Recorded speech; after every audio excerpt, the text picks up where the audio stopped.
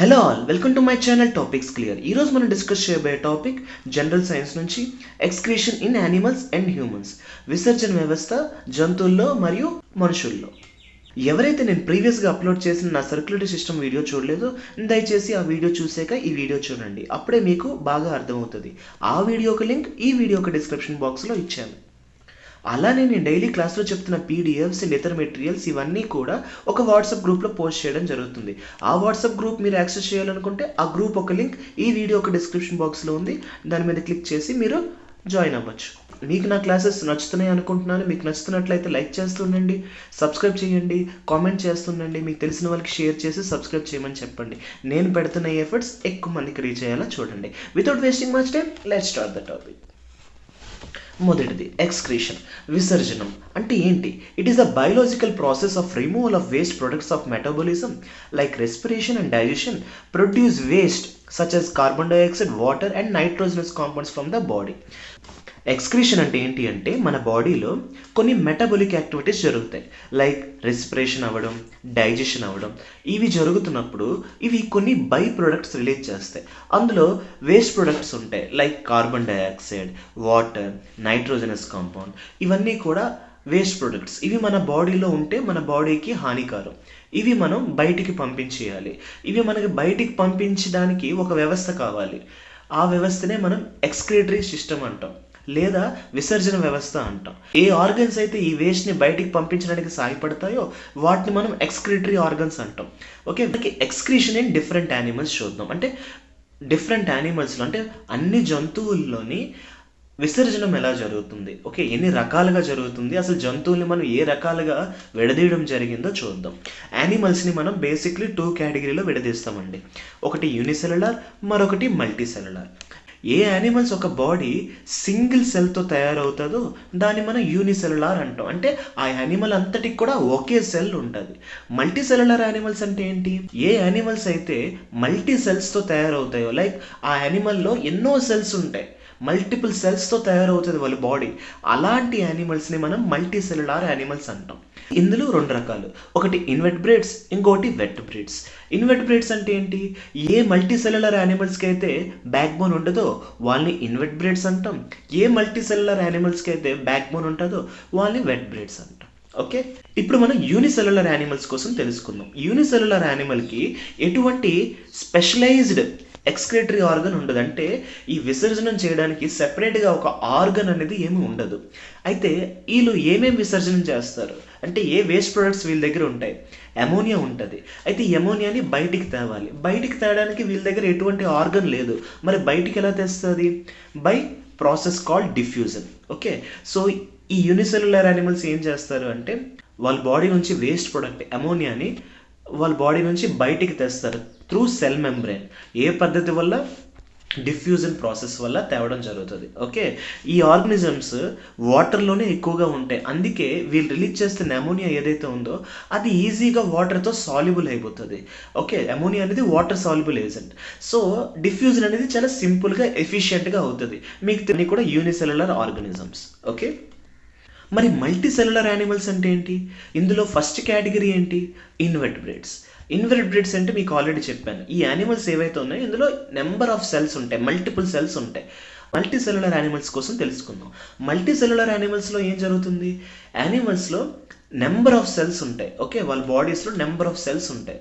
అయితే ఈ కేటగిరీలో కూడా ఎవరికైతే బ్యాక్ బోన్ ఉంటుందో వాళ్ళని వెర్టిబ్రేట్స్ అంటున్నాను, ఎవరికైతే బ్యాక్ బోన్ లేదో వాళ్ళని ఇన్వెర్టిబ్రేట్స్ అన్నాం. సో ఇప్పుడు మనం ఇన్వెర్టిబ్రేట్స్ కోసం తెలుసుకుందాం. ఈ ఇన్వెర్టిబ్రేట్స్ ఏవైతే ఉన్నాయో these animals without a backbone, ఇది మనకు తెలుసు. They have a specialised organ, ఒక సెపరేట్గా ఒక ఆర్గన్ ఉంటుంది. దేనికోసం? ఈ విసర్జనం చేయడానికి.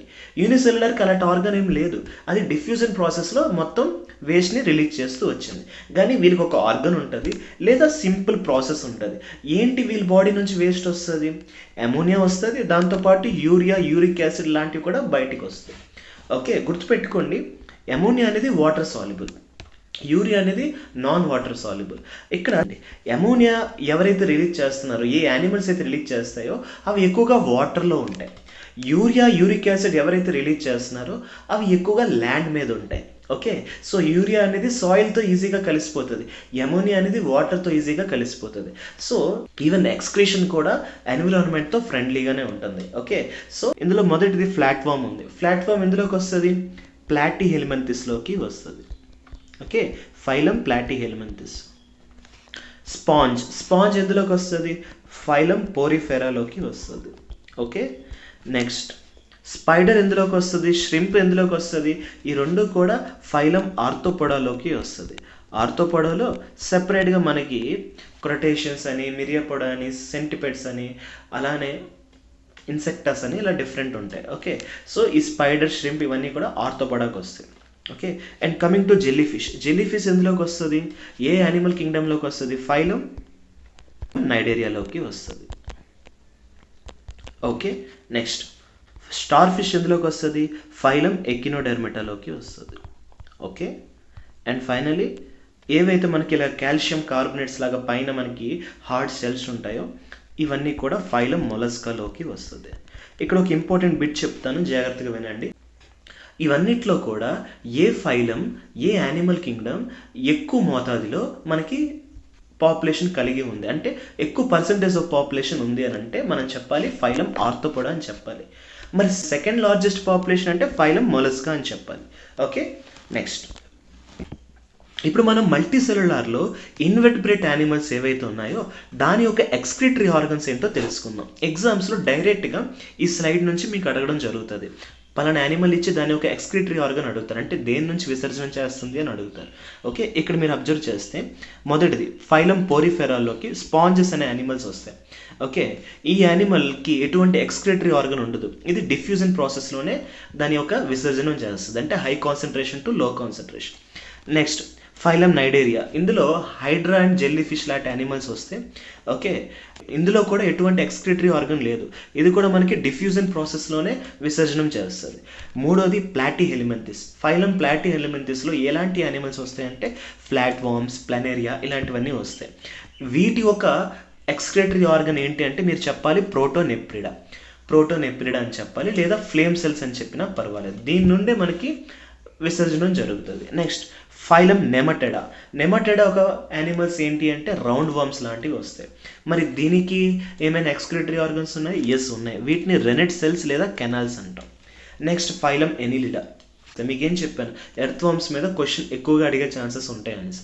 ఏ ఫైలంలోకి వస్తుంది అని అడుగుతారు, ఫైలం ఎనిలిడా అని చెప్పాలి.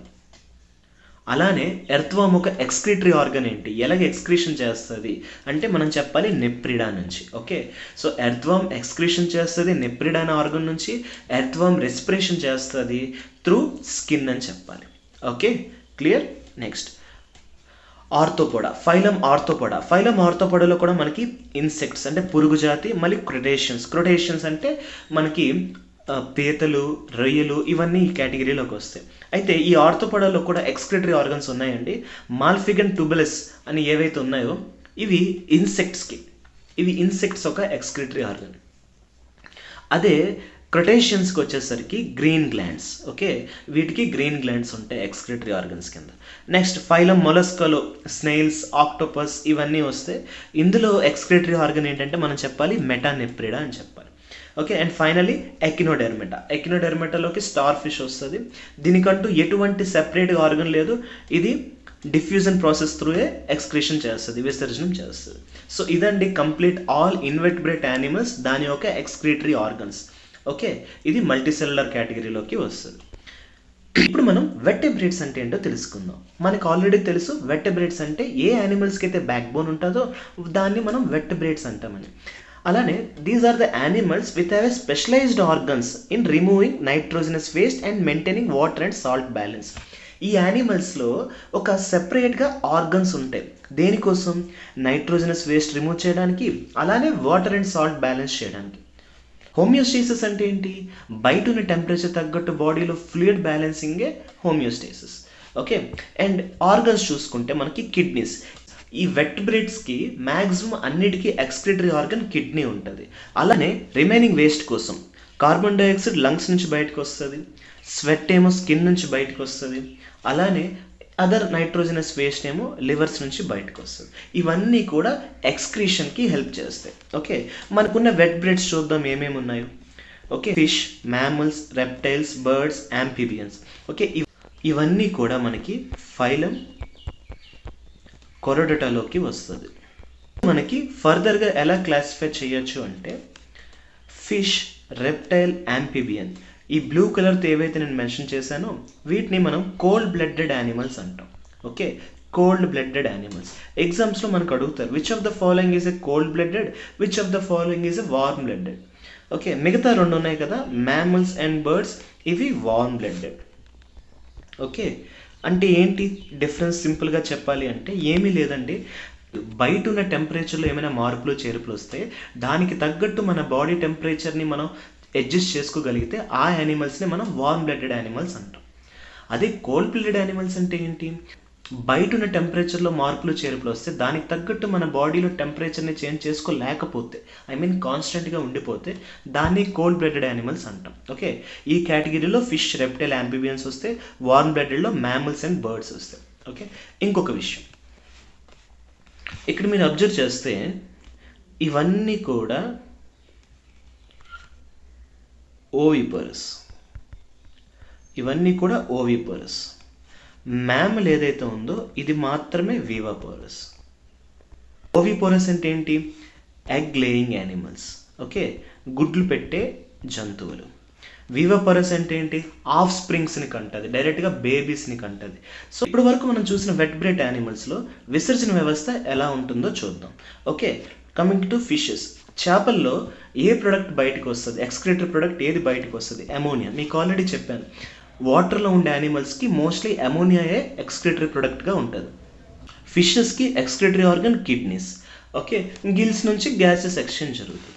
Next amphibians, both land and వాటర్లో రెండు చోట్ల బతుకుతాయో, తెలుగులో ఉభయచర జీవులు. ఎక్స్క్రీటరీ ప్రొడక్ట్ వీళ్ళకి యూరియా వస్తుంది. ఈ ఆర్గన్ ఏదైతే యూజ్ చేస్తారో అది కిడ్నీ అండ్ స్కిన్, అంటే స్కిన్ నుంచి కూడా కొంత ఎక్స్క్రీషన్ అనేది జరుగుతుంది. ఓకే, లైక్ ఫ్రాగ్ ఉంది. ఓకే, ఫ్రాగ్ మనం ఏం చదువుకున్నాం? ఫ్రాగ్కి రెస్పిరేషన్ బోత్ లంగ్స్ నుండి జరుగుతుంది, అలానే స్కిన్ నుండి కూడా జరుగుతుంది. ఓకే, అందుకే ఇక్కడ మనకి ఫ్రాగ్ అనేది యాంఫీబియన్ కేటగిరీలోకి వస్తుంది. స్కిన్ నుండి గ్యాసెస్ బయటకు వస్తాయి, అలానే లంగ్స్ నుంచి కూడా బయటకు వస్తాయి. సో రెండు యూజ్ చేసుకుంటారు. నెక్స్ట్ రెప్టైల్స్ ఏవైతే పాకురుతూ ఉంటాయో అవి. దీని యొక్క ఎక్స్క్రీటరీ ప్రొడక్ట్ యూరిక్ యాసిడ్ అండి. ఇవి కిడ్నీసే ఎక్స్క్రీటరీ ఆర్గన్. నెక్స్ట్ బర్డ్స్ ఒక ఎక్స్క్రీటరీ ప్రొడక్ట్ యూరిక్ యాసిడ్ అండి. దీని యొక్క ఎక్స్క్రీటరీ ఆర్గన్ కిడ్నీస్ అండ్ క్లోయకా అంటారు. క్లోయకా అంటే ఏంటి? బర్డ్స్ ఎక్స్క్రీటరీ వేస్ట్ ఎలా ఉంటుంది? రెట్టలా ఉంటుంది కదండి, వైట్ లిక్విడ్లా వస్తుంది. ఈ క్లోయకా నుంచి అది బయటకు వస్తుంది. ఓకే, నెక్స్ట్ మ్యామల్స్ అంటే క్షీరదాలు, అంటే మనము మిగతా అన్నీ కూడా ఏవైతే డైరెక్ట్గా పిల్లల్ని కంటాయో వాటిని మ్యామల్స్ అంటాం. మోస్ట్లీ మ్యామల్స్ అన్నీ కూడా వివాపోరస్ కేటగిరీలోకి వస్తాయి, అంటే డైరెక్ట్గా పిల్లల్ని కంటాయి. ఓకే, ఓవిపోరస్ అంటే గుడ్డులు పెట్టే యానిమల్స్. ఇందులో ఎక్స్క్రీటరీ ప్రొడక్ట్ యూరియా, అండ్ ఈ మ్యామల్స్కి ఎక్స్క్రీటరీ ఆర్గన్స్ ఎక్కువగా ఉంటాయి, లైక్ కిడ్నీస్ అలాగా ఉంటాయి, స్కిన్, లంగ్స్, లివర్, ఇవన్నిటి నుంచి కూడా వేస్ట్ బయటకు వస్తుంది. సో మ్యామల్స్కి ఎక్కువ ఎక్స్క్రీటరీ ఆర్గన్స్ ఉన్నాయి కంపేరిటివ్లీ రిమైనింగ్. సింపుల్ అండి, ఎంత బాడీ కాంప్లెక్స్ దానికి తగ్గట్టే ఎక్స్క్రీటరీ సిస్టమ్, డైజెషన్ సిస్టమ్ ఉంటుంది. బాడీ చిన్నగా ఉందనుకోండి, డైజెషన్ ఈజీగా ఉంటుంది, ఎక్స్క్రీషన్ కూడా ఈజీగా ఉంటుంది. అందుకే మనది కొంచెం కాంప్లెక్స్ కాబట్టి ఇవన్నీ కూడా ఎక్స్ట్రా యాడ్ అయ్యాయి. ఓకే, నెక్స్ట్ ఇప్పుడు మనం ఎక్స్క్రీటరీ సిస్టమ్ ఇన్ హ్యూమన్స్ చూద్దాం. In human beings excretion is carried out by organ system known as urinary system లేదా ఎక్స్క్రీటరీ సిస్టమ్ అంటాం. ఓకే, ఇందులో మనకి మెయిన్లీ ఎలా ఉంటుంది చూస్తే, మీరు రెండు బీన్ షేప్డ్ కిడ్నీస్ ఉన్నాయి. ఓకే, అండ్ 2 యూరిటర్స్ ఉన్నాయి. ఓకే, అండ్ 1 యూరినరీ బ్లాడర్ ఉంది. ఇది యూరిటర్, ఇది యూరినరీ బ్లాడర్ నుంచి బయటకు వచ్చేది యూరిత్రా. ఓకే, ఇది మన ఎక్స్క్రీటరీ సిస్టమ్ యొక్క బేసిక్ డయాగ్రామ్. సో ఇక్కడ మీరు అబ్జర్వ్ చేస్తే ఒకటి రీనల్ వెయిన్, ఇంకొకటి రీనల్ ఆర్టరీ ఉంది. రీనల్ వెయిన్ ఒక పని ఏంటి? ఓకే, ఇది డీఆక్సిజనేటెడ్ బ్లడ్ని క్యారీ చేస్తుంది. ఎక్కడికి? టువర్డ్స్ హార్ట్, అంటే కిడ్నీ నుంచి టువర్డ్స్ హార్ట్ వైపుకి పట్టుకుని వెళ్తుంది ఈ రీనల్ ఆర్టరీ ఒక పని ఏంటి? ఆక్సిజనేటెడ్ బ్లడ్ ఏదైతే మనకి హార్ట్ నుంచి పంప్ అవుతుందో అది వెళ్ళి కిడ్నీస్కి ఇస్తుంది. కిడ్నీస్ ఒక అవుటర్ మోస్ట్ లేయర్ని మనం కార్టెక్స్ అంటాం, ఇన్సైడ్ లేయర్ని మెడ్యులా అంటాం. ఓకే, ఇది యూరిటర్. ఓకే, ఇది renal pelvis and these are the renal arteries, these are the renal vein. మీకు తెలుసు ఆర్టరీస్ అంటే ఏంటి, వెయిన్ అంటే ఇప్పుడే చెప్పాను. Okay, cortex, medulla, renal pelvis. Okay, ఇవన్నీ మెయిన్ ఆర్గన్స్. అండ్ అన్నిటికన్నా బాగా ఇంపార్టెంట్ ఆర్గనే మనకి nephron. Very very important. Nephron is the functional unit of kidney అంటాం. ఓకే, గుర్తుపెట్టుకోండి, the study which focuses on kidney and kidney related diseases is called nephrology. Okay, nephrology. And అలానే ఈ study ఎవరైతే చేస్తారంటే ఈ స్పెషలైజేషన్ ఎవరైతే కంప్లీట్ చేస్తారో వాళ్ళని మనం నెప్రాలజిస్ట్ అంటాం. ఓకే, అండ్ ఈ నెప్రాన్ అనేది మెయిన్ ఫిల్టరేషన్ యూనిట్ అండి కిడ్నీలో. కిడ్నీ యొక్క మెయిన్ పని ఏంటండి మనకి, టు ఫిల్టర్ ద వేస్ట్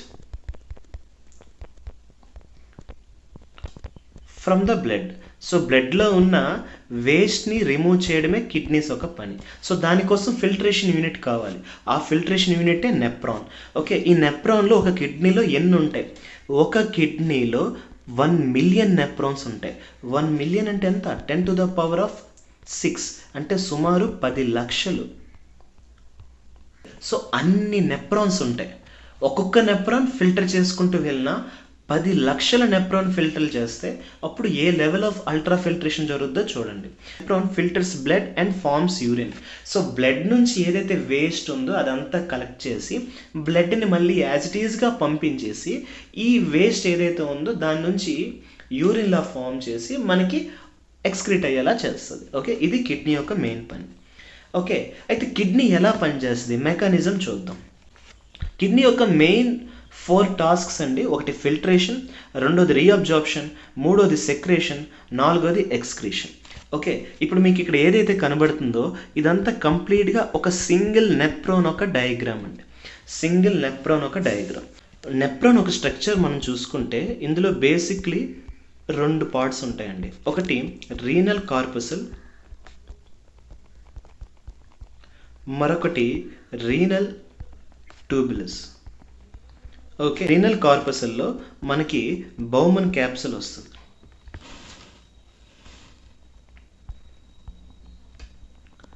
అలానే గ్లోమరులస్ వస్తుంది.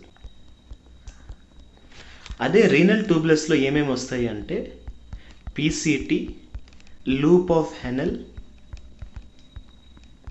డీసీటీ, ఈ 3 వస్తాయి. ఓకే, సో ఇదంతా కూడా ఈ రీనల్ కార్పస్లో అంతా కూడా ఫిల్టరేషన్ జరుగుతుంది.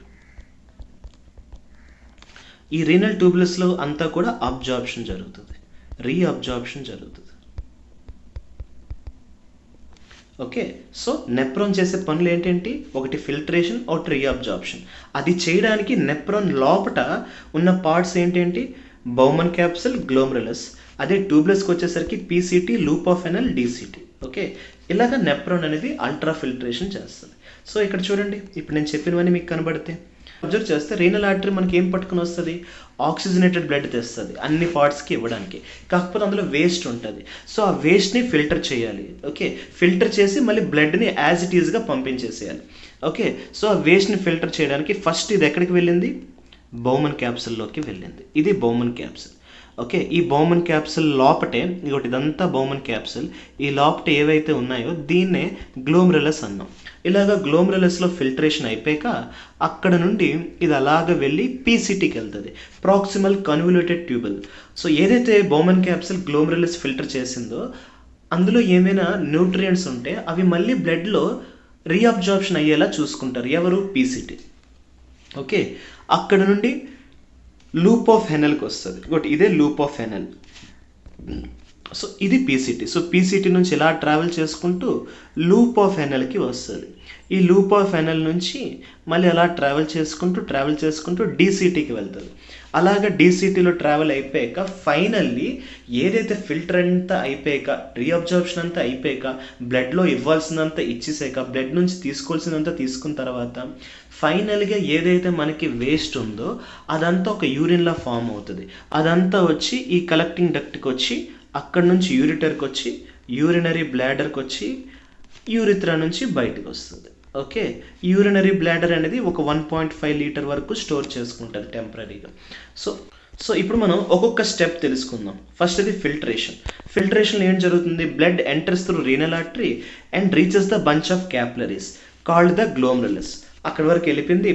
ఇప్పుడు high pressure forces small molecules water, urea, salt, glucose, amino acids ఇవేం చేస్తాయంటే బౌమన్ క్యాప్సుల్ నుంచి బయటకు వచ్చేలా చేస్తుంది. ఏవైతే లార్జ్ మాలిక్యూల్స్ ఉంటాయో అవి బ్లడ్లోనే ఉండిపోతాయి. లైక్ బ్లడ్ సెల్స్, ప్రోటీన్స్ అవి ఫిల్టర్ అయిపోతే మరి ఇంకా మనకి బ్లడ్తో ఏం లాభం అండి? మనకి బ్లడ్లో బ్లడ్ సెల్స్ ఉండాలి, ఆర్బీసీలు ఉండాలి, డబ్ల్యూబీసీలు ఉండాలి, ప్రోటీన్స్ ఉండాలి, ఆల్బమిన్, ఫిబ్రోనిజన్ ఇవన్నీ ఉండాలి. ఉంటేనే మనకి బ్లడ్లో అవి ట్రాన్స్పోర్ట్ అయ్యి టార్గెట్ సైట్కి రీచ్ అవుతాయి కదా. సో ఈ ఫిల్టరేషన్ అంతా ఎక్కడ జరుగుతుంది? బౌమన్ క్యాప్సుల్లో జరుగుతుంది. Next reabsorption. ఇది ఎక్కడ జరుగుతుంది? ప్రోక్సిమల్ ట్యూబల్, పీసీటీ, తర్వాత లూపోఫెనల్, తర్వాత డీసీటీ ఇక్కడ జరుగుతుంది. ఓకే, ఇక్కడ ఏం జరుగుతుందండి?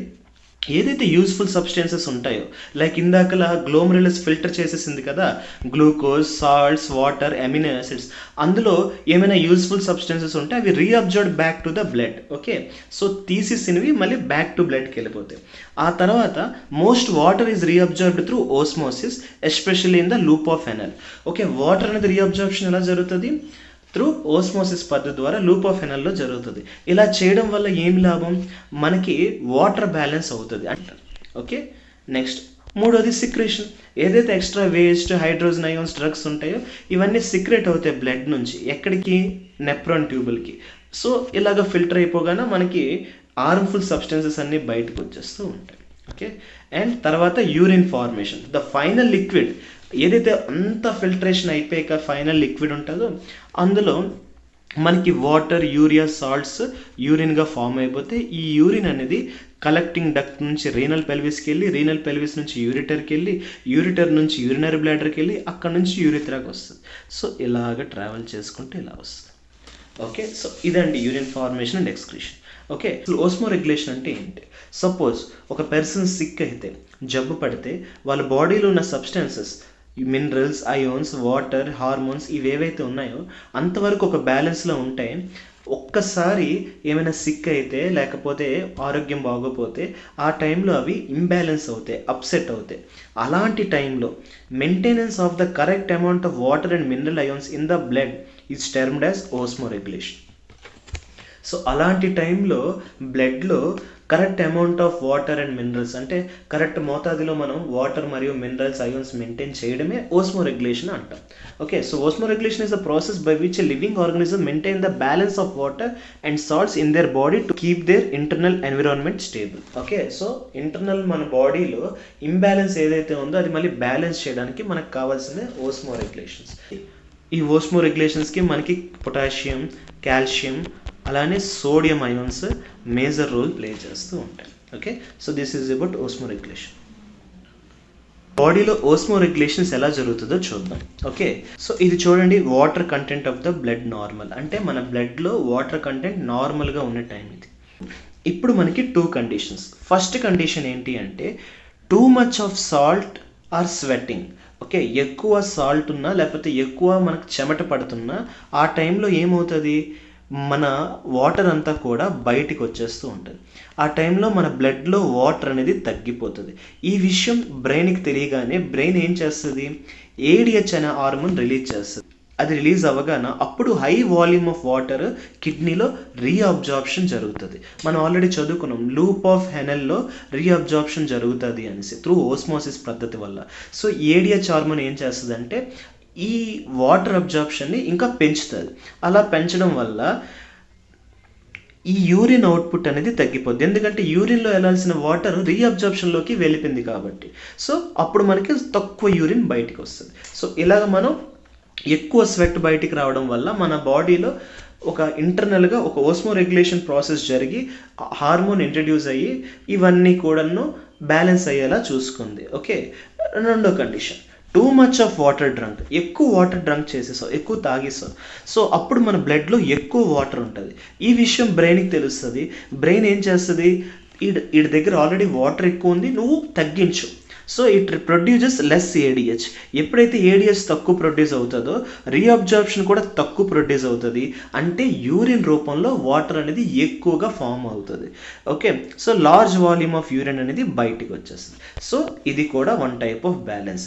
ఇక్కడ ఏం జరిగింది, మనకి స్వెట్ ఎక్కువ వచ్చి వాటర్ బయటికి వెళ్ళిపోతున్నప్పుడు యూరిన్ని తగ్గించింది. ఇక్కడ మనకి వాటర్ ఇంటేక్ ఎక్కువ అయిపోవడం వల్ల యూరిన్ని పెంచింది. అల్టిమేట్గా రెండు కండిషన్స్లో చేసింది బ్యాలెన్స్. ఓకే, ఇలాగ బ్యాలెన్స్ చేయడమే ఓస్మోరెగ్యులేషన్ అంటారు. క్లియర్? ఇప్పటివరకు మనం చూసింది ఏంటి, కిడ్నీ అనేది మనకి బ్లడ్ నుంచి ఫిల్టర్ చేస్తుంది, వేస్ట్ బయటికి తీస్తుంది, రీఅబ్జార్ప్షన్ చేస్తుంది, ఓస్మోరెగ్యులేషన్స్ కూడా హెల్ప్ చేస్తుంది. ఇప్పుడు మనకి సపోజ్ కిడ్నీ పనిచేయకపోతే, రెండు కిడ్నీలు పనిచేయకపోతే అప్పుడు మన బ్లడ్ అనేది ఎవరు ఫిల్టర్ చేస్తారు? అప్పుడు మనం ఆర్టిఫిషియల్గా ఫిల్టర్ చేయాలి. సో అలాంటప్పుడు మనం ఏం చేస్తాం, మన ఆర్టరీస్, ఇందాక మీకు ఏదైతే నేర్పించానో అదే, ఈ ఆర్టరీస్ నుంచి బ్లడ్ తీసుకొని అది ఒక డయాలైజర్కి ఇస్తాం. ఓకే, ఈ డయాలైజర్లో ఏం జరుగుతుంది, ఫిల్ట్రేషన్ జరిగి ఈ డయాలసిస్ ఫ్లూయిడ్ ఒక దగ్గర అండ్ వేస్ట్ అంతా కూడా ఒక దగ్గర స్ప్రెడ్ అయ్యి మళ్ళీ క్లీన్ బ్లడ్ అనేది మళ్ళీ బాడీలో ఇంజెక్ట్ చేస్తారు త్రూ వెయిన్స్. అంటే ఆర్టరీ నుంచి ఒకసారి తీసుకుంటారు బ్లడ్ని, వెయిన్స్ని ఇంకొకసారి ఇస్తారు. జస్ట్ లైక్ ఇన్పుట్ తీసుకొని ప్రాసెస్ అవుట్ చేసి మళ్ళీ అవుట్పుట్ ఇచ్చేస్తున్నారు. So dialysis is a medical treatment used when a person kidney fail and cannot filter blood properly. It removes waste, extra fluid and toxins from the blood artificially. So ఇక్కడ blood మనం filter చేస్తున్నాం కాబట్టి దీన్ని haemodialysis అంటారు. ఈ dialysis ఎన్నిసార్లు చేయాలంటే minimum 3 times in a week చేయాలి. Okay, so this is all about dialysis. మీకు ఈ వీడియో నచ్చింది అనుకుంటున్నాను. మీకు ఈ వీడియో నచ్చినట్లయితే లైక్ చేయండి, కామెంట్ చేయండి, సబ్స్క్రైబ్ చేయండి. మీకు తెలిసిన వాళ్ళకి షేర్ చేసి సజెస్ట్ చేయండి ఛానల్ని సబ్స్క్రైబ్ చేసుకోమని. ఇలానే మీ ముందు కొత్త వీడియోతో వస్తూ ఉంటాను. నేను పెడుతున్న ఎఫర్ట్స్ అందరికీ రీచ్ అయ్యేలా చూడండి. అంతవరకు థ్యాంక్ యూ సో మచ్.